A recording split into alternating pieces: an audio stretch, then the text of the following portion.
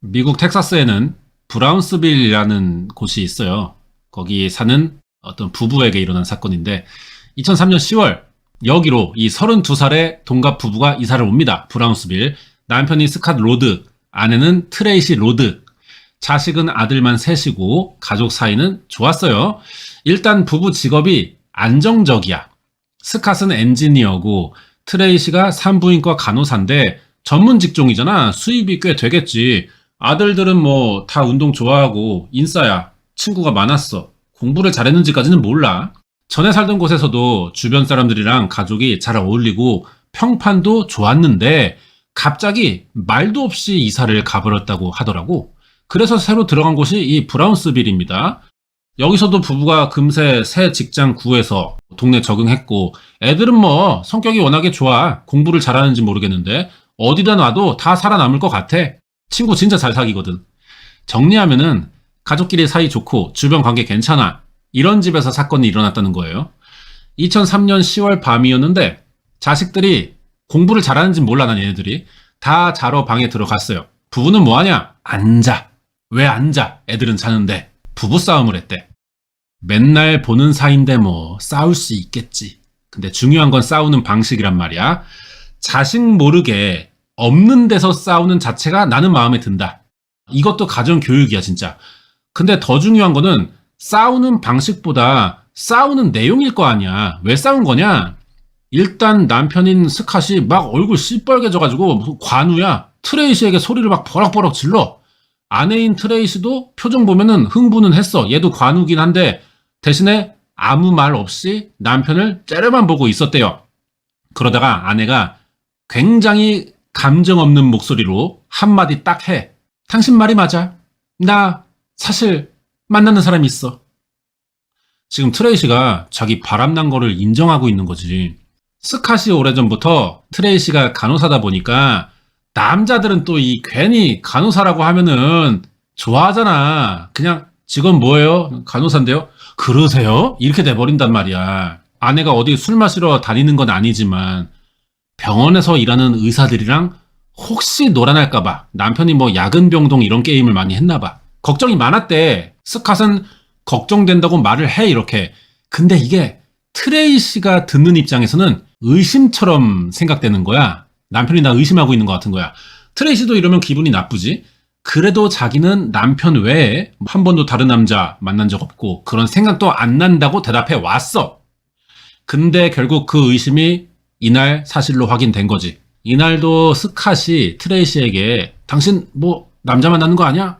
추궁하니까 아무 증거가 없어요 사실. 그냥 의심병이 도진 거야. 무슨 일이든지 우리가 괜히 의심받는 거 존나 짜증나거든. 아무 짓도 안 했는데 신뢰도가 떨어지고 있잖아. 트레이시도 이럴 때마다 당연히 기분 나쁘지. 처음에는 진짜 아니었어. 남자 만난 적 없어. 근데 스캇이 몇 년을 하도 짜증나게 구니까 그런 건가 봐. 어쩌다 진짜 남자 하나 알게 됐고 몰래 만난 거야. 그러던 중에 또 의심을 해버리니까 홧김에 그냥 분 거지. 스캇이 이거 무지성으로 의심하다가 그냥 하나 얻어 걸린 거거든요. 근데 거봐. 내가 이럴 줄 알았다 싶은 거야. 어쨌든 뭐 트레이시가 잘못한 건 맞는데 트레이시 입장에서는 스캇이 또 먼저 의심을 해서 결국 저질러진 거다. 네 잘못이 먼저다. 이런 입장이고. 예를 들어서 누가 맨날 나를 도둑놈 취급해. 그러다 내가 진짜 도둑질을 딱 한 번 했는데 그걸로 전과 10범 취급을 해버리면은 그건 아니잖아. 잘못 인정하는데 초범 대우 해달라는 거지. 그런다고 이런 사정이 통하겠냐? 난리가 났어. 스캇이 막 눈 뒤집어져가지고 트레이시에게 쌍욕하고 막 소리 지르는 거야. 물건 던지면서 막 폭주하더라고. 트레이시는 전혀 대응하지 않았지. 질릴 대로 질려가지고 이제 뭐 화낼 감정도 없었대. 이혼 원하는 거면 해줄게. 앞으로 각자 살자 이래.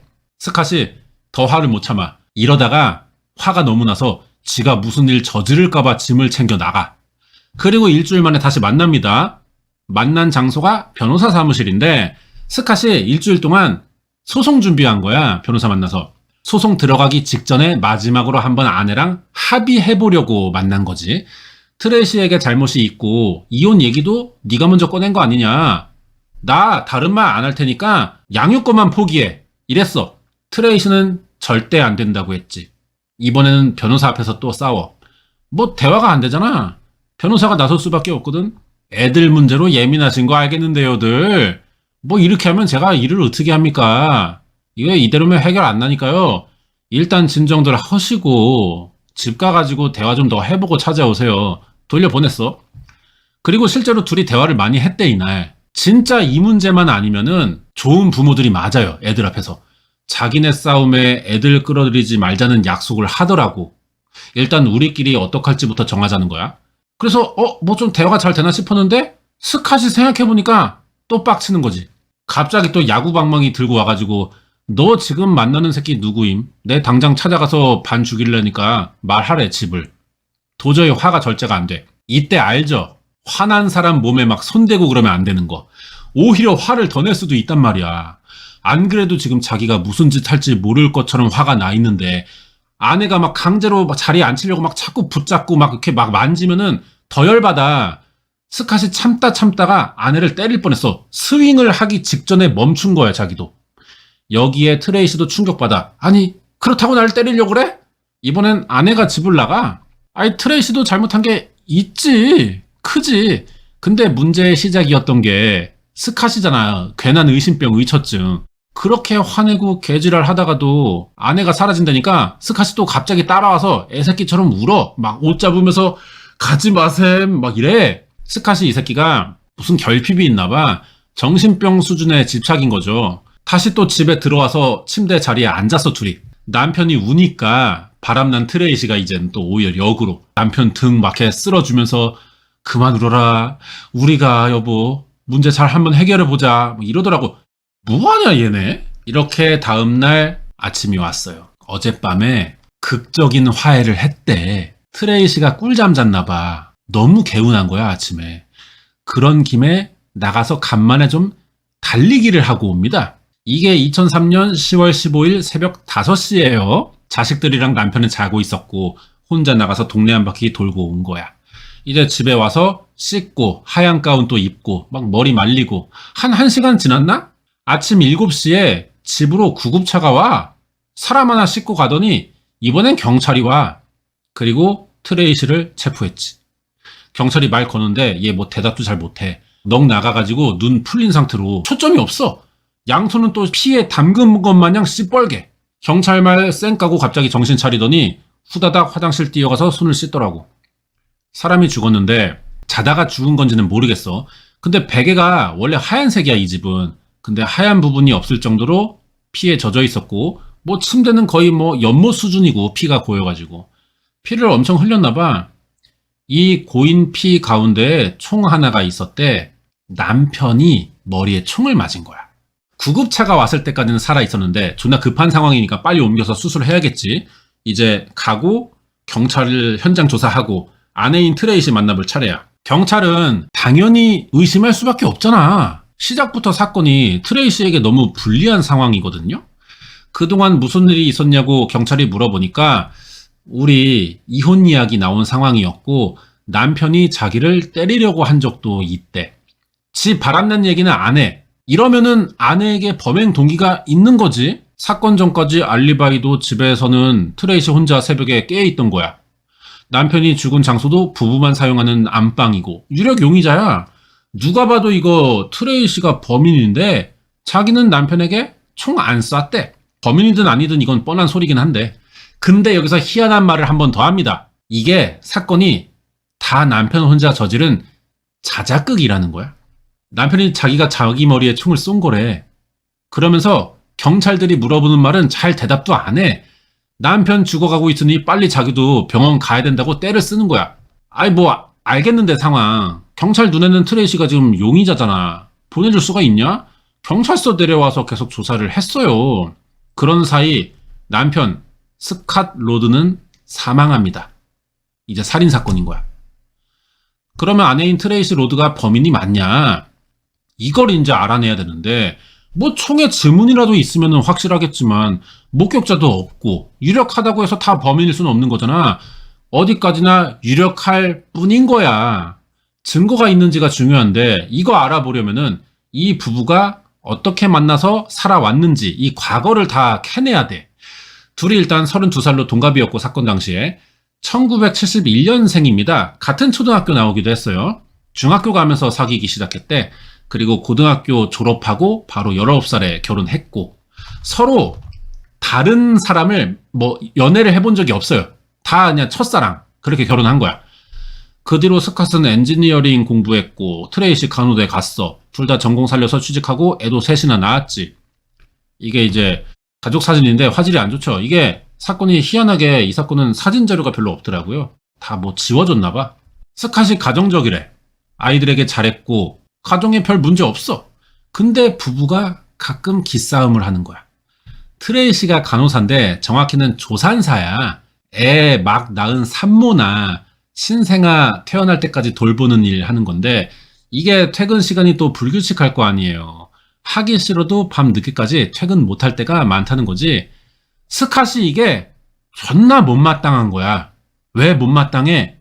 이 부부를 아는 사람들 말 들어보면은 스캇이 결혼하면서부터 트레이시가 같은 병원 의사들과 바람난 게 아닌지 의심을 많이 해왔다는 거지. 이게 다가 아니야. 아내를 지 소유물처럼 생각해서 사생활 관여도 심했고 외출도 지가 허락하지 않으면 못 나가. 애초에 이거 그냥 의처증이 있는 개 푸시 하남자였던 거지. 여자들이 오해하기 쉬운 게요. 처음에 이러면은 자기 좋아서 그러는 줄 알아. 집착을 관심으로 착각하는 거지. 근데 다들 처음부터 막 머리채 잡고 다짜고짜 누구랑 붙어 먹었냐 막 이러진 않아. 그냥 슬쩍 누구 남자 만난 거 아니야? 이런 식으로 시작한단 말이야. 그러니까 여자들도 처음에 관심 주는 줄 알고 좀 즐겨. 이게 알게 모르게 점점 누적되면서 지쳐가는 겁니다. 그리고 싸우는 건데 트레이시는 진짜로 다른 남자가 없었어요. 병원은 주기적으로 야간 주간을 왔다 갔다 하잖아요. 그때마다 남편에게 일정을 막 보고하듯이 알려야 돼. 그냥 알려주는 게 아니고 보고 형식이었다는 거야. 그래도 안 믿어 이 새끼 스캇. 안 믿을 거면 왜 보고하래. 그런데다가 못 믿겠으면 아예 출근도 못하게 막는 거지. 하도 이 지랄병이 심해가지고 트레이시가 병원을 옮기고 강제로 이사한 적이 몇 번 있어요.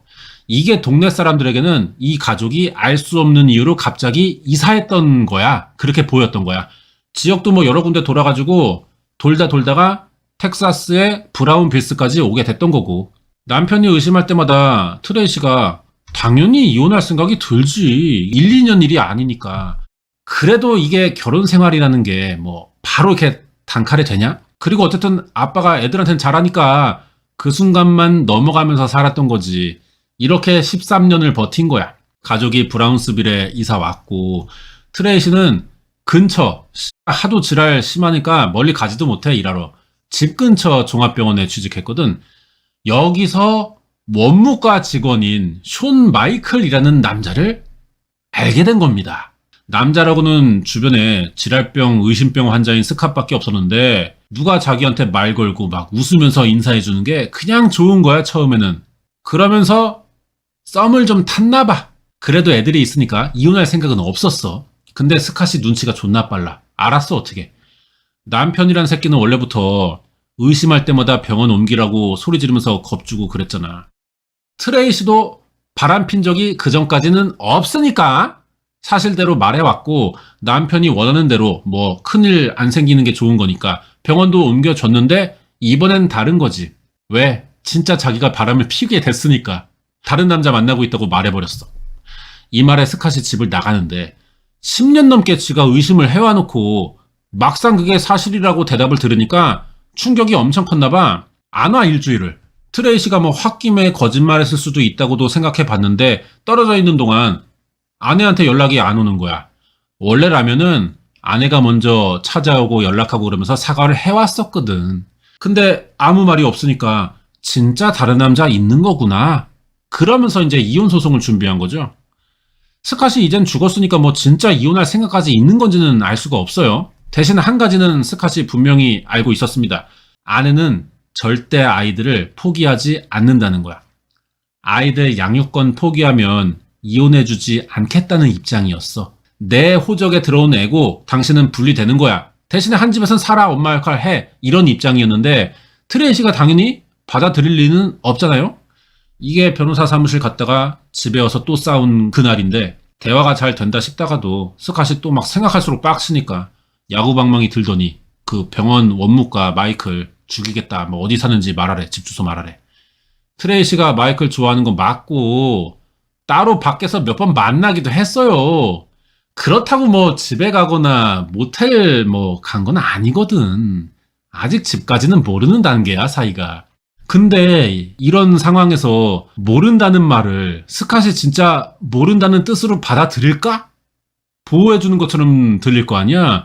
그래서 야구방망이 들었던 건데 자기도 순간 이성을 찾아가지고 휘두르기 직전에 멈춘 거야. 자기도 아내를 때리면서까지 지랄하는 거는 선 넘는다고 생각했겠지.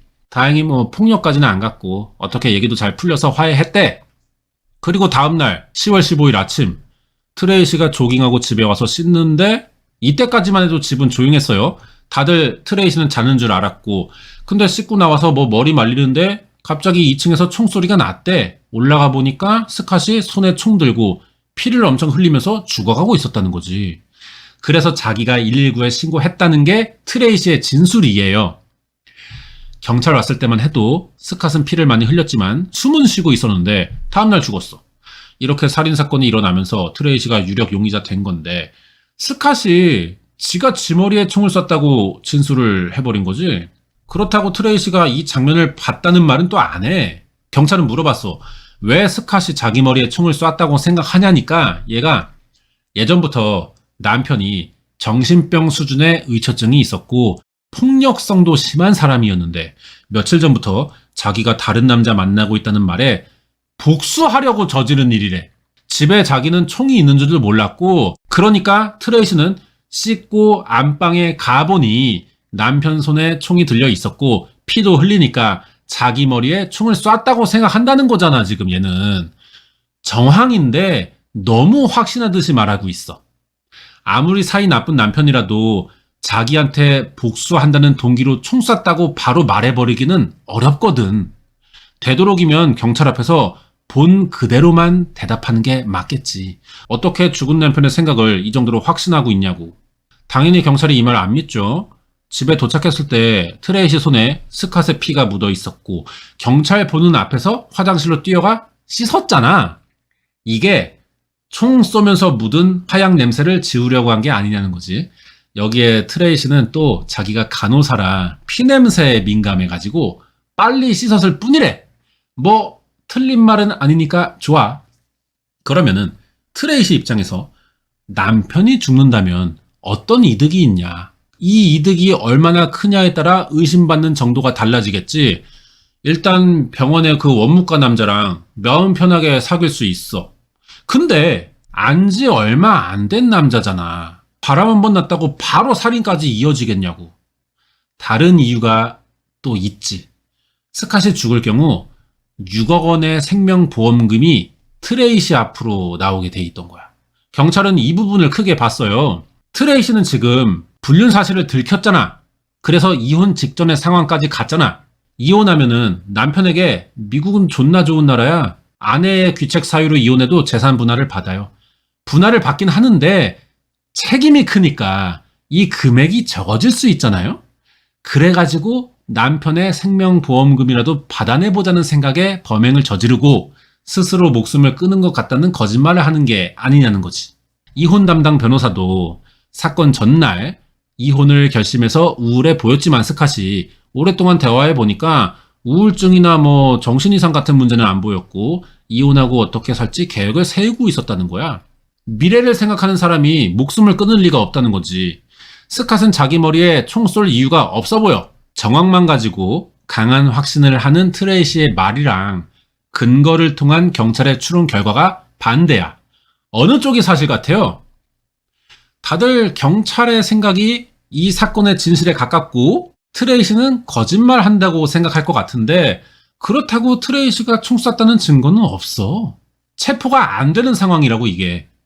경찰이 이 상태로 2년간 아무 증거를 못 찾아요. 사건 전날 트레이시의 행적이나 스캇이 총에 맞아 쓰러진 침대, 베개, 이불, 총에 뭐 현장에서 필요한 조사 다 여러 번 해봤어. 그러다가 사건 열흘 전 마이클과 트레이시가 결국 모텔을 간 영수증이 나와. 야놀자 내역이 있는 거야.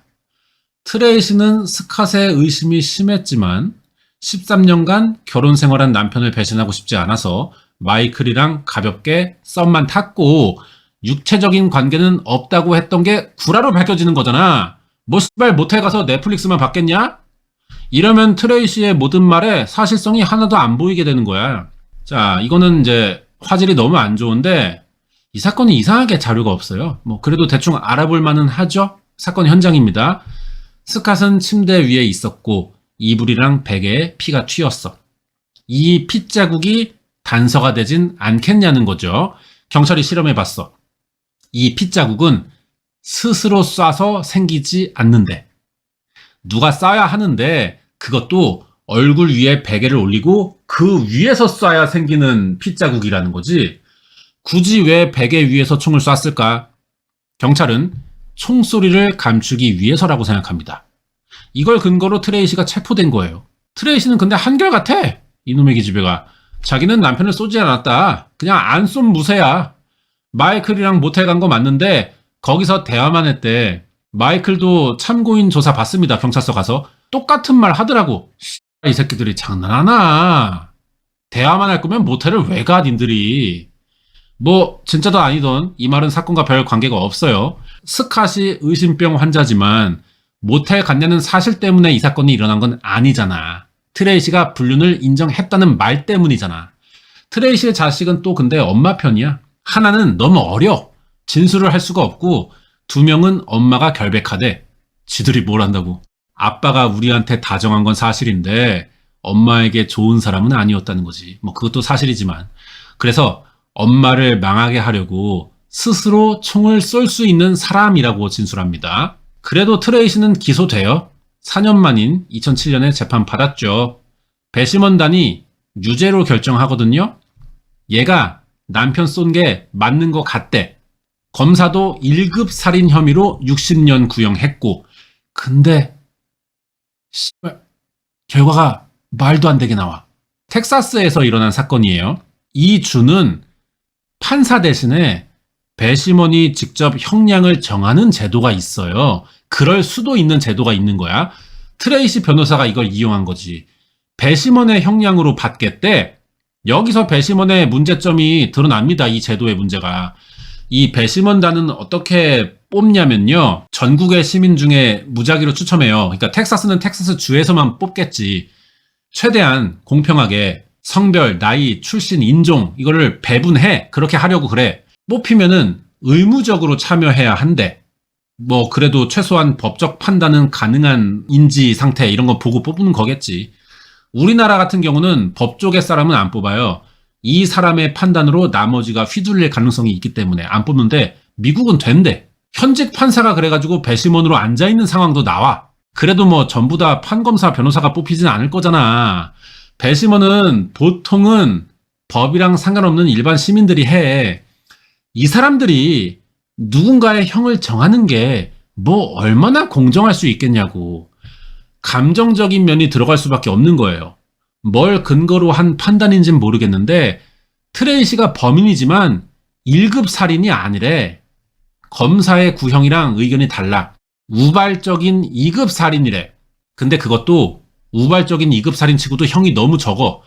보호관찰 10년에 $10,000의 벌금형만 때린 거야. 보호관찰이면은 경찰이 주기적으로 집에 와서 뭐 한번 보고 가고 뭐 상태 점검 이런 거잖아. 감옥에 안 갔어. 내 생각에 트레이시는 범인이 맞거든요. 얼마나 입증하냐의 문제인 건데 이 입증이 충분치 않은 상태에서 시민의 주관적인 감정에 따른 판단이 내려진 것 같고 뭐 이렇게 끝났으면은 트레이시도 뭐 싸게 먹힌 거잖아. 개꿀이잖아 이거. 근데도 자기는 계속 결백한데 유죄가 나와가지고 간호사 자격증 사라졌고 남편 죽인 살인마로 소문나서 앞으로 먹고 살기 힘들어졌다고 막 우는 거야. 무죄 받으려고 했나 봐. 항소 준비도 했는데 뭐 애들 봐서라도 무죄가 필요했겠지. 근데 이게 도박이잖아요. 재판 비용도 부담이지만 만약에 항소했다가 여기서 유죄 떠버리면은 괘씸죄로 이번에는 감옥 갈 수 있거든. 그럼 좆되는 거 아니야. 그래서 고민하다가 항소를 포기했어요. 지금은 이거 20년도 더 된 사건이라서 보호관찰도 끝났고 일반인 신분이야. 조용히 어디서 살고 있겠지 뭐. 판결이 좀 이해가 안 되잖아요. 애초에 배심원이 형을 정하는 자체도 합리적이지 않아 보이고 변호사가 뭐 일을 잘한 거겠지만 문제가 있는 결과였기 때문에 이게 한때 텍사스에서 논란이었다고 하더라고요. 이런 사건이었습니다. 여기까지 알아보고 다음 주에 또 새로운 사건 준비해서 올게요.